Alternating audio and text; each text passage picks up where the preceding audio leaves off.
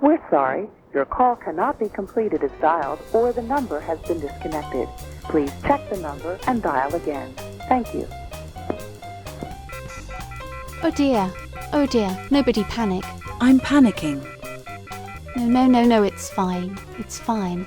Okay. This looks good. All right. So, you may be wondering where this talk went, but to answer that question, we first have to ask, what even is a Lillian in the first place?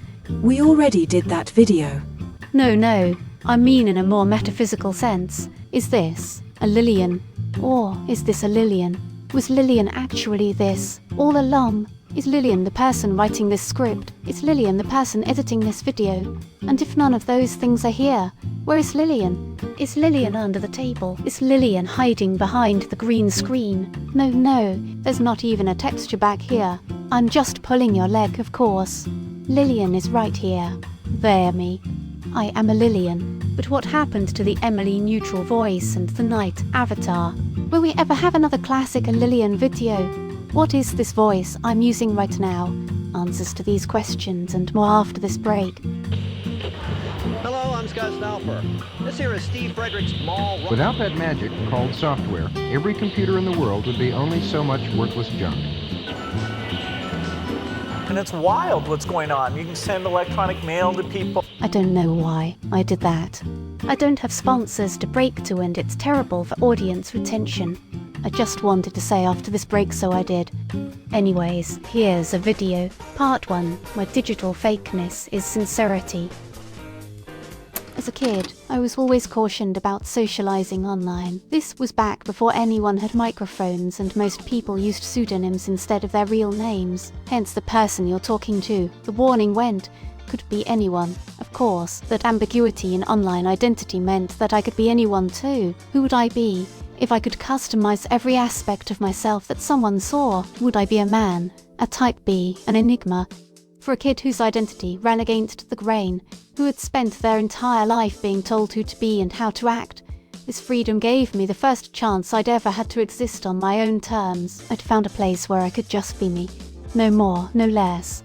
My avatars, my usernames, my RuneScape and Warcraft characters, my online writing style. These were the first traces of a nascent identity beginning to coalesce. A child's first attempt at answering life's all-enveloping question. Who are you? Once I was free to be me. I made friends and connections so easily. High school and college came and went and friendships came and went with them. But these connections I made online were true and strong and they have endured the erosion of decades, growing ever stronger year by year. I met my life partner in culture and we've been together for the majority of our lives now. It was not until I was well into adulthood that I learned to unmask offline as well as I could online, to create these same types of connections in the offline world. Okay. This is getting rather personal for a white background slideshow. Let's go for a walk. Manifesting myself in the offline world is so exhausting. It's so tenuous. Attempting to orchestrate my offline body, my clothes, my voice, my movements, my words into a cohesive self, it's so difficult. It's like trying to hold all the water molecules in a glass of water together using only my mind. And the glass isn't even there. If my attention drifts, all those figments of offline identity simply scatter. When the pieces of my identity scatter, this thing I call I relapses into whatever assumptions other people have foisted upon me, the default self that the world has created for me to occupy. But my digital self, they are so strong. All the pieces of them, their body, their voice, their movements, they snap together like magnets. Why is my online self stronger than my offline self? I think it's because I get to choose. I get to choose everything about them. I choose their name, I choose their face, I choose their voice. In those choices there is sincerity. Me using text-to-speech is not me hiding my real voice behind a fake one. It is me showing you my truest voice. The voice I chose.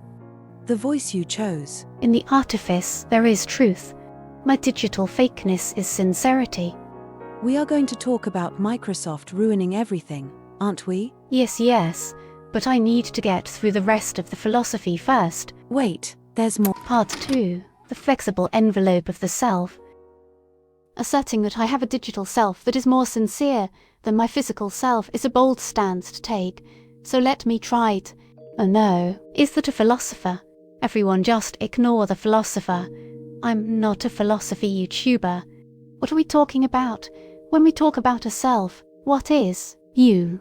A very limiting definition might restrict the self to the physical body, which is to say, you are your meat. If your self is meat, your self most certainly cannot incorporate digital components. However, I would hold that the envelope of the self is much more flexible. Sometimes it expands to include parts of the body that aren't there, as in phantom limbs. Sometimes it contracts to exclude parts of the body that are there, as in various disorders with dysphoria in the name. Philosopher would want me to try to obliterate the meat theory of self with facts and logic, but I'd rather prop up my theory by talking about my feelings instead. I like the flexible envelope of the self because it allows me to fully incorporate these pieces of online expression into my identity, to become the rhizomatic assemblage of flotsam and jetsam cosmic as Sasha describes here. Getting to be Lillian online has given me the chance to practice being me in a context where I'm more comfortable.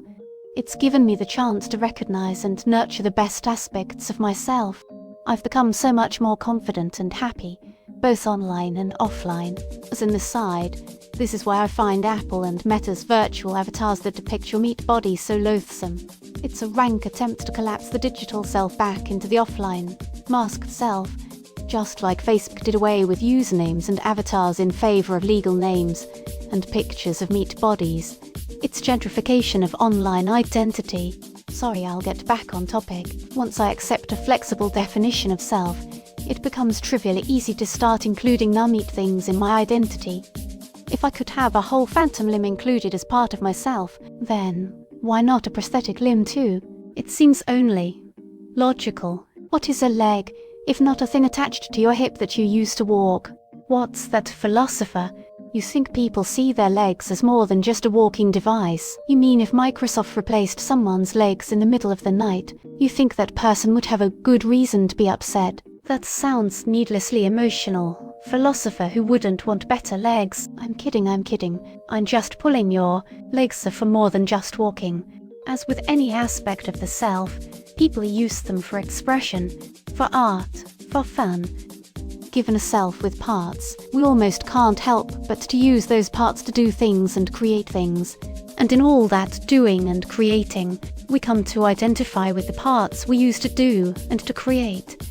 The tennis player comes to see the racket as an extension of their arm. The TTS streamer comes to see the voice as an extension of their... Well, what part of the self does the voice extend? Part 3. Emily. Neutral. There once was a wind-up night, and one day they found a voice. It wasn't their voice, but they used it to speak anyways. It was the things they said, rather than how they said them, which made them a person.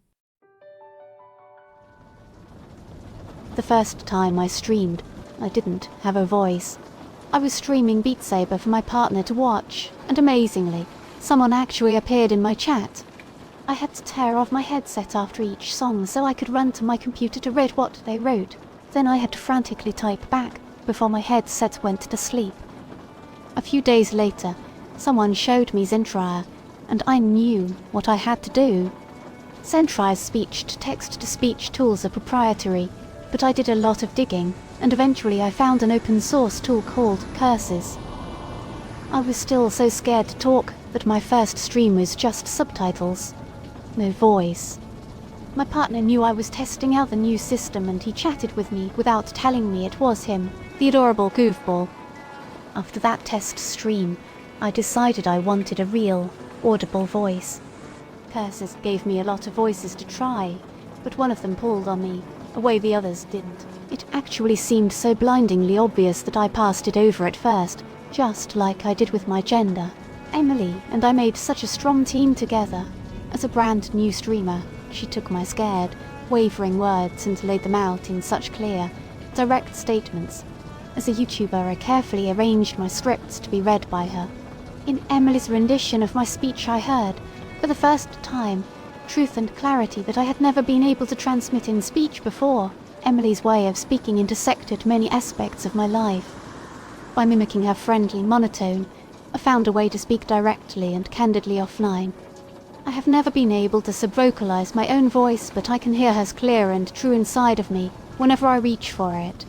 I'm not the first prosthetic voice user to strongly identify with the voice they found. Stephen Hawking's voice, Perfect Paul, was originally made for phone answering systems. As technology improved, he was offered more natural-sounding voices, which he refused until the day he died. He had come to identify with the robotic intonations of his prosthetic voice. Perfect Paul had become a part of him.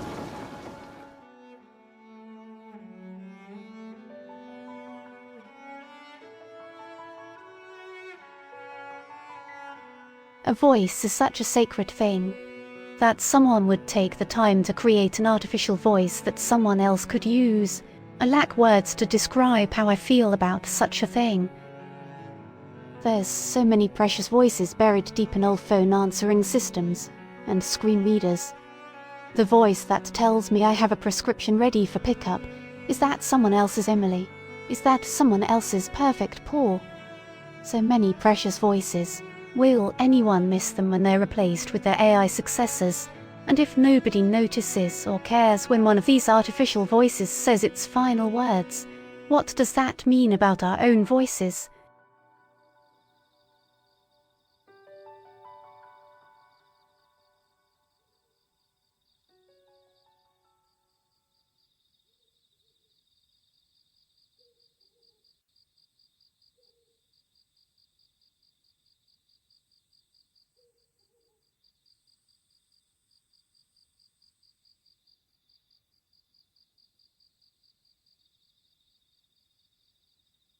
What part of the self does the voice extend? Bruno Scholz says that speech is the metaphysical organ of man. What that actually means, I will leave for you to decide for yourself.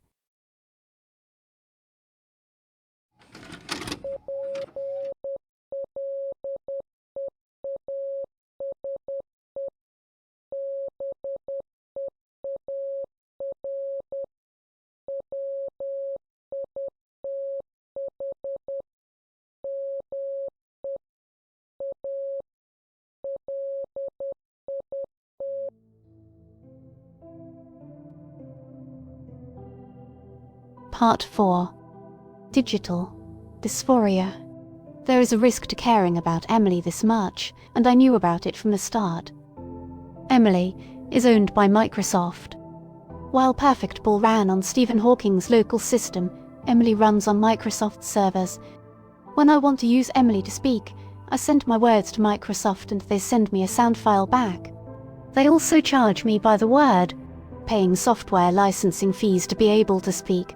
It feels very cyberpunk. This, of course, means that Microsoft can remove or change Emily at any time. Microsoft's only goal is to make money, and they're quite indifferent to an independent creator like me. If I knew, why did I use Emily at all? My therapist has called me very risk-aware. Given a situation, I am very good at finding potential danger. Said another way, I'm very good at talking myself out of attempting new things when I think there's a chance I could fail. There have been so many possible futures I talked myself out of because I was scared to try. I was scared to fail. Is streaming another interest that I will muse about but never pursue, always waiting for the perfect opportunity, always tinkering with my setup but never actually going live? Or would I take the voice I resonated with and, knowing the risks, choose to indulge in a little bit of playful creativity? You know which choice I made. For me, the only way to live is to care about things, to accept the possibility of losing those things I care about, to trust in myself that if the worst happens, I will handle it, or I will fail to handle it, and then life will go on. The loss of Emily happened abruptly in mid-September. One day she sounded like this. You've met with a terrible fate, haven't you, kiddo? The next day, she sounded like this. You've met with a terrible fate, haven't you, kiddo? Again. You've met with a terrible fate, haven't you, kiddo? You've met with a terrible fate, haven't you, kiddo? I know some people will find this change subtle and insignificant. My reaction, disproportionate, but this is something that I care about, and I am not ashamed of it. The new Emily with the new inflections, the new expressiveness. It sounds like the false cheeriness I would put on when I was afraid people wouldn't like me if I used my natural monotone. It sounds like customer service voice. It sounds like masking. I tried very hard to accept the change during my first stream with the new Emily. We talked about impermanence, about radical openness. But as the stream went on, it became obvious to me that this new Emily did not suit me at all. At one point I wanted to mention that the Curses developer had a Patreon, and the way the words came out sounded so wrong. The extra inflection that new Emily added to my words felt laced with the venomous tones of implication people use when they want to coerce me into doing something, while pretending that it was my idea. It made my skin crawl. Dysphoria had spread to the digital self. Let's not linger here too much longer, kiddo. Yes, I know. It's just. It hurt so bad when it happened. I couldn't make this video without acknowledging the pain. But it's time to move forward.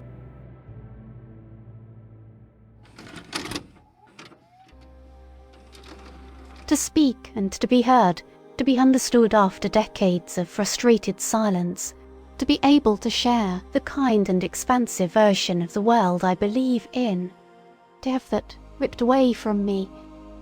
To me, the loss of Emily is not the loss of a software utility or a brand asset. It is a metaphysical wound, it is grief, profound, but it is not the end. I refuse to be silent again. I refuse to be scattered. Part 5. Free. Open source soul. The bad stream had happened on a Sunday. By Wednesday, I was ready to move forward. There were ways to try to keep the old Emily, but I would have taken this chance to move on regardless.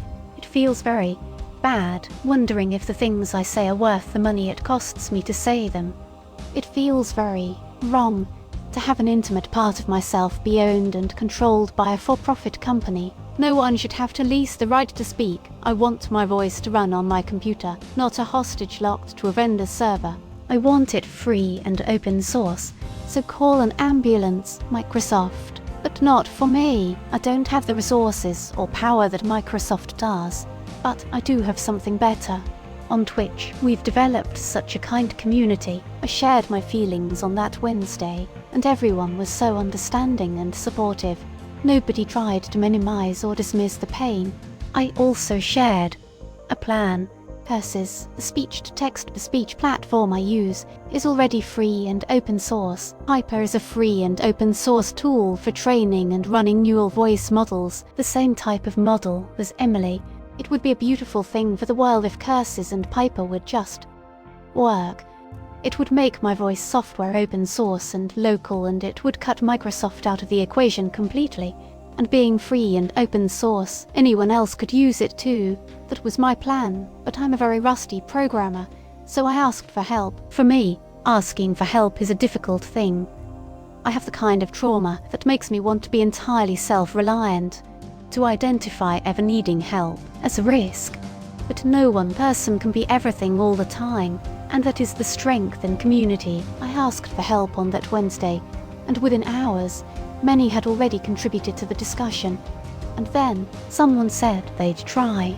I went from terrified and broken to giddy, and I had to try very hard not to pester ZQLK for updates. On Thursday, I streamed with Lillian Prime's voice as a placeholder, and by my next Sunday stream the Curses Viper integration was ready. It felt like an effortless miracle, but if you want to know ZQLK's side of the story, I interviewed them about it. One thing they emphasized is they felt it was a group effort, not the victory of a lone hero. I feel such warm, fuzzy joy, knowing that I had even a small part to play in improving accessibility technology, and it means the world to me that my new voice was facilitated not by Microsoft, but by people who cared about helping someone in need. Ah, but the voice. What is the Piper voice I chose? Part 6. Cori, medium.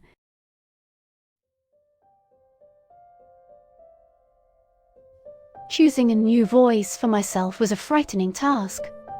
What if none of the options fit? What if Emily was my one true voice and I'd lost it forever?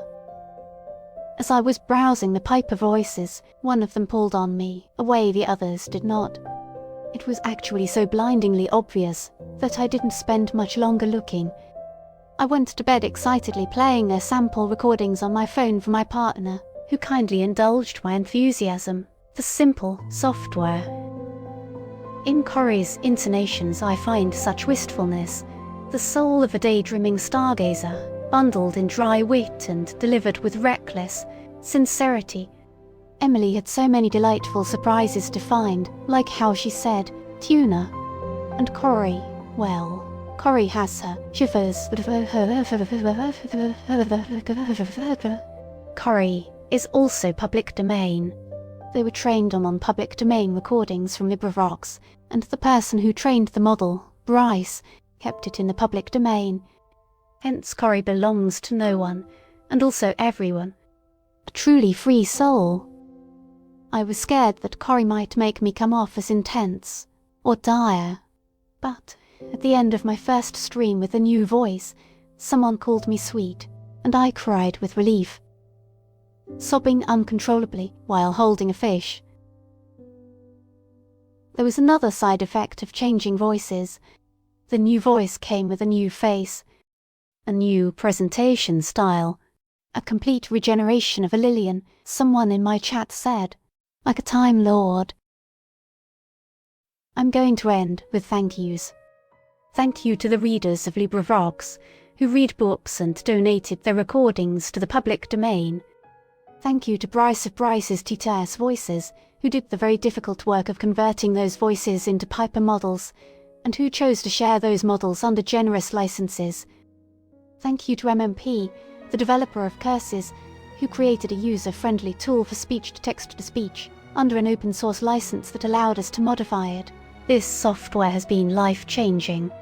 And thank you to ZQLK for fixing a part of me when I broke. Thank you all for allowing me to speak. And thank you for listening.